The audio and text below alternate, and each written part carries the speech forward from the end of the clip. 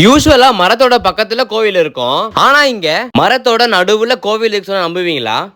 என்னங்க எனக்கு ஒண்ணுமே புரியல. அதுதானப்பா எனக்கும் புரியல. சோ 200k அச்சீவ் பண்ற பயணத்துல நான் இருக்கேன். இந்த வீடியோ ஃபுல்லா பார்த்து உங்களுக்கு பிடிச்சா மட்டும் ஒரு ஃபாலோ பண்ணிக்கோங்க. வீடியோ ஃபுல்லா பாருங்க. சோ ஹாய் गाइस, என் பேர் கார்த்திகேயன்ங்கற கார்த்திகேயன். நான் ஒரு part time acting driver. So ரீசன்ட்டா நம்ம கிளையன்ட் பிக்கப் பண்ண பொன்னேரி போயிருந்தோம். போயிட்டு வரும்போது நம்ம கிளையன்ட் அவங்க சொந்த ஊருக்கு போகணும்னு சொன்னாங்க. சோ நம்ம இப்ப சீமாபுரம் தான் போயிட்டு இருக்கோம். சீமாபுரத்துல இந்த டேம் பத்தி நிறைய பேர் கேள்விப்பட்டிருப்பீங்க. ஆனா அந்த கோவிலை பத்தி யாருமே சொல்லல. அதுக்கு தான் நான் இருக்கேனே. சோ வீடியோ ஃபுல்லா பாருங்க. சரி அதெல்லாம் இருக்கட்டும், அந்த கோவிலை காட்டு அதானே சொல்றீங்க. இந்த ஊரு சென்னையில இருந்து ஒரு 19 கிலோமீட்டர் தான் வரும். ஊர் நல்லா அழகாவும் பசுமையாவும் இருந்தது. இதோ இந்த பெரிய அரச மரம் இருக்குல்ல, இந்த அரச மரத்துக்கு நடுவுல தான் இந்த கோவிலே இருக்கு. இந்த ஊர் மக்கள் இதை வந்து எல்ல கோவில்னு சொல்றாங்க. இன்ஃபேக்ட் இந்த கோவிலோட பேரே அதேதான். நம்ம நிறைய இடத்துல மரத்துக்கு அடியில கோவில் இருந்து பார்த்திருக்கோம். பட் இந்த கோவில் அப்படி இல்ல, மரத்துக்கு நடுவுலயே இருக்கும். சரி வாங்க உங்களுக்கு உள்ள போய் காட்டுறேன். ஸ்டார்டிங்ல எனக்கு கொஞ்சம் பயமா தான் இருந்தது.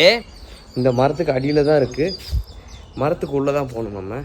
ஸோ ரொம்ப ஒரு சின்ன இதோடு தான் பூந்து போனோம்.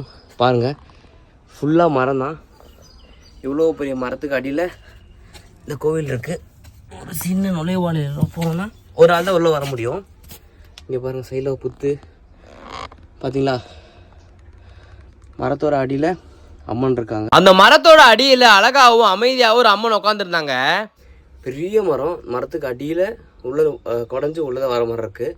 இந்த கோவிலுக்கு ஒரு ஆளா தான் உள்ள போக முடியும். இங்க கொஞ்சம் ஃபேட்டா இருந்தீங்கன்னா கண்டிப்பா உள்ள போக முடியாது. சோ அழகான அம்மனை கும்பிட்டுட்டு மறுபடியும் நம்ம அங்க இருந்து கிளம்பியாச்சு. இந்த கோவில் மாதிரி நான் இது வரைக்கும் எந்த கோவிலுமே பார்த்ததே இல்ல. நம்ம எந்த வழியா போனோமோ அதே வழியில தான் வெளியே வர மாதிரி இருக்கும். இப்போ நீங்க ஃப்ரீயா இருந்தீங்கன்னா கண்டிப்பா இந்த கோவில போய் விசிட் பண்ணி பாருங்க. இந்த கோவில் உண்மையாலுமே ஒரு ப்ளசன்ட் ஃபீலிங் கொடுக்குது நமக்கு.